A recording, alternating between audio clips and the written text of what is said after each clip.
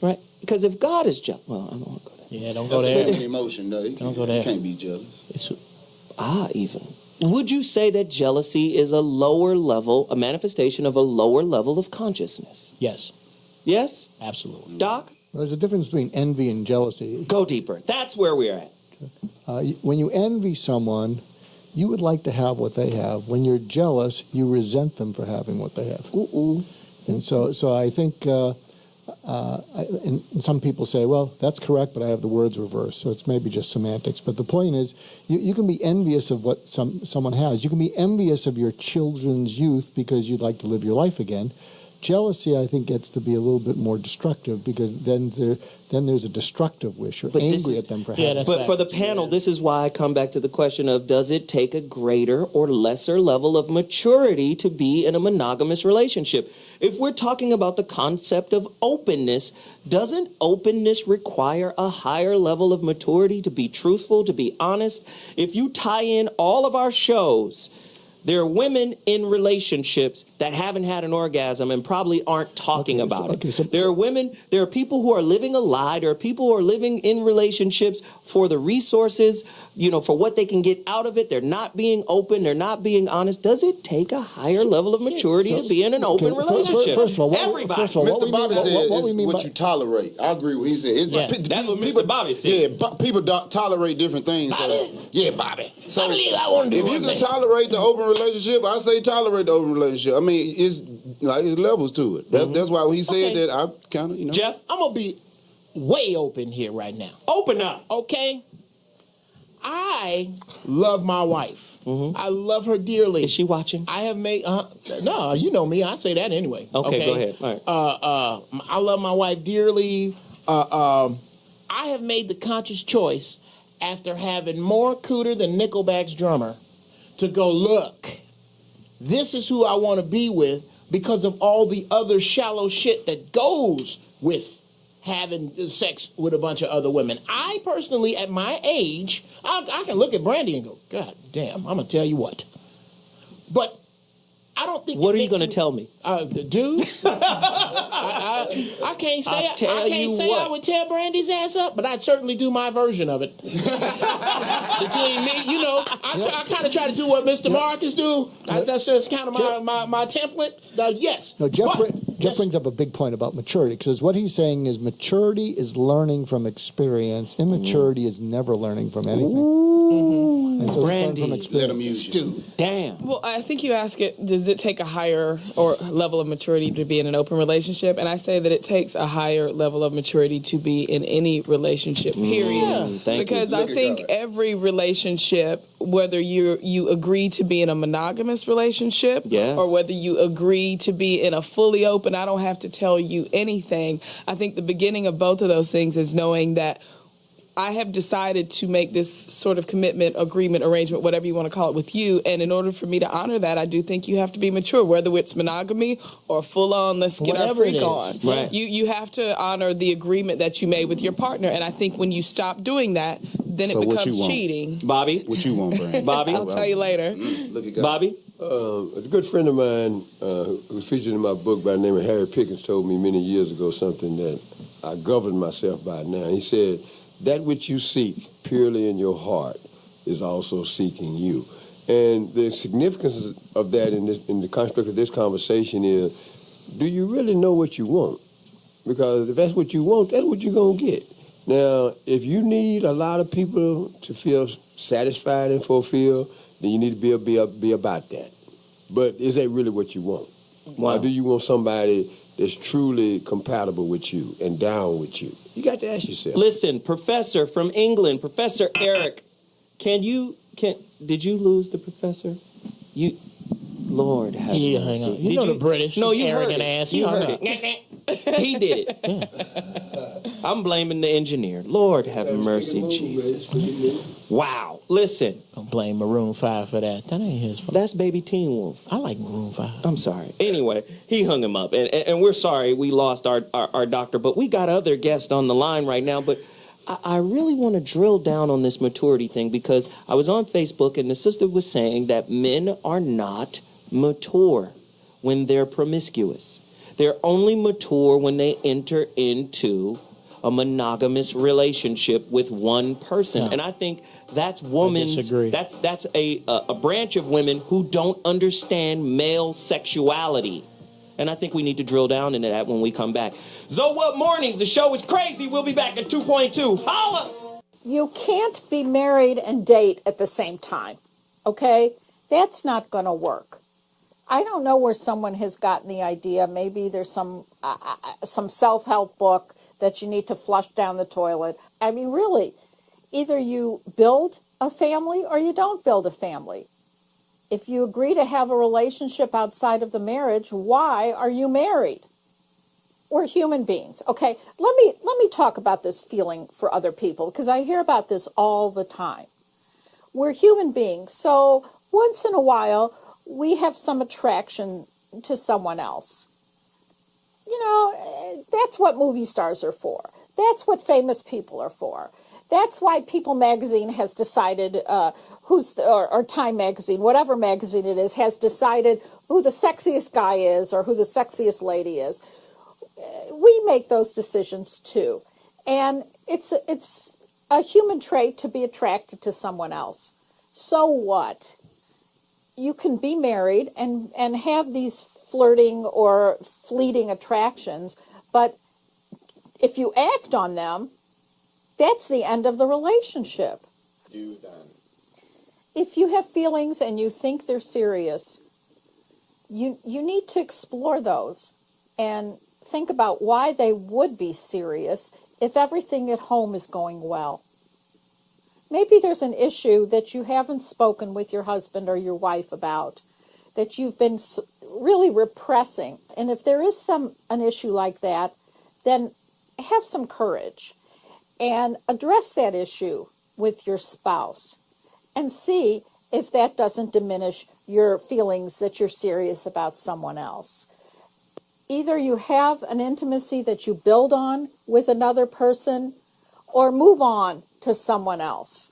If you feel the urge to have an affair, I think the appropriate thing is to end the relationship that you're in and start up a relationship with someone else instead of having an affair. Affairs are destructive. Affairs do not help marital relationships. That's all I have to say. Oh, geez, I don't agree with her at all.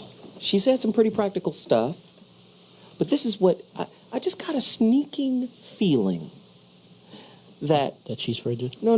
Western society is a trip because it's about a template that they want you to fit in, and everything is locked into commerce and economy. Mm-hmm. Right? So family building, all of that is locked into education, it's locked into employment, it's locked into a construct that they want you to live through. This is how they want you to interface. So I don't think, you say, well, you know, if you feel somebody else, she kind of like tried to pass it off. Like that's not a spiritual human interaction that happens, right? Mm-hmm. So it's a concept and a construct that they want you to interface through. That's my opinion. And I don't believe, no disrespect, Doc, I don't believe in a lot of the psychiatry and all of that kind of stuff. I might be a little Scientologist in that way, right? I don't believe in all of that stuff because it is they that create the template for what is normal in society. Can we all agree on that? Yeah, right. Absolutely. You had Benjamin Bush, who is the father of psychiatry, who created all types of ailments and maladies and terminologies for being black and slaves. Yeah. Like niggerosity. That's one of his terms, right? Niggerosity. I know some niggas that suffer from that. Benjamin Rush, right? I know some niggas that suffer from niggerosity. But no, it was an actual like ailment. Yeah. He's suffering from being black. Oh. And the only way you can heal his ass from suffering from being black is to whoop the black off his ass. Wow. No, that's not what I use niggerosity. But this is a real niggerosity is when you borrow my car and bring it back empty and don't say shit. That is some horrible niggerosity right there. Here we go. So with that said, we have somebody on the or in studio with us right now. Wait, before you introduce her, because I want her to speak to this. something we haven't. How can she speak to it before I introduce her, Doc? Well, that hasn't stopped you in the past, but The white man takes over yet again. Something we haven't spoken about is, and I don't know if you might want to address this. What is the responsibility of parents to their children as role models for relationships? We haven't mentioned that about children, but children do kind of what they see, and if they see a pimp, they're gonna be a pimp. So maybe our next guest, who's a family attorney, can address that, because we haven't talked about that, but I think most of us are parents here. Atusa Sai, she is Persian. Even. She was sent here by the Lord Xerxes himself. Now, so speak to us, because I know you see broken family situations all the time, and you guys got to come in and do kind of a crude form of surgery. Talk to us about how relationship issues manifest themselves in the courtroom. Divorce, how that affects. Let's go. I'm sorry, what was your name? Dr. G, Whitey Locks. The doctor said is... You can call him Whitey Locks. I think what the doctor said is key. The truth is, what we do for our children and in front of our children, they do copy. And the importance of having monogamous relationships filled with respect and loyalty and integrity is that will eventually be our future as society and the human race as a whole. So if you don't respect your baby's mom, and you don't treat her with respect and love, and you don't show your son or daughter that she should be spoken to well, taken care of, flowers once in a while. Wait, what? I'm serious. Then that child is going to grow up, if it's a girl, thinking that that's okay to be treated that way. And... Sorry, go ahead. Yes, finish your thought. And if the child does, and if it's a male, he'll think that he doesn't need to treat a woman with that respect. I was going to say you have to balance that thought, because it's not just the man showing appreciation to the mother; it's also the mother showing appreciation to the men. Because we did cover this, and you being a divorce attorney, you understand about this rising tide of parental alienation syndrome, and it happens more so from the custodial parent to the non-custodial parent, and most custodial parents are mothers. Right. Correct? So it's both ways, yeah? It goes both ways. All right, now let's balance it now. The key is you want to have... the children are our future. Teach them well. And you have to teach them well. Right. And in this new day and age, I feel like everybody's main prerogative is me, me, me. We live in a very self-centered, self-satisfied society. Traditionally, perhaps people were more miserable and in marriages they didn't want to be in. There was more sacrifice. And that sacrifice helped us keep society a bit more intact. You've got children, you've got parents. You're saying there's less sacrifice today. There's so much less sacrifice now. Everybody just wants to be happy at the moment. I'm sorry to say it, but their kids don't always come first. And the kids never come first, in my opinion. They used to. Rarely do the kids come first. They used Jeff, to. We're not speaking in absolutes. I don't think that's true. I think rarely do they come first. Rarely. I've seen kids get used like fucking... You can't see your kids. But that's the whole point. We need to move away from that, and it needs to stop being about you. Brandi, Jeff?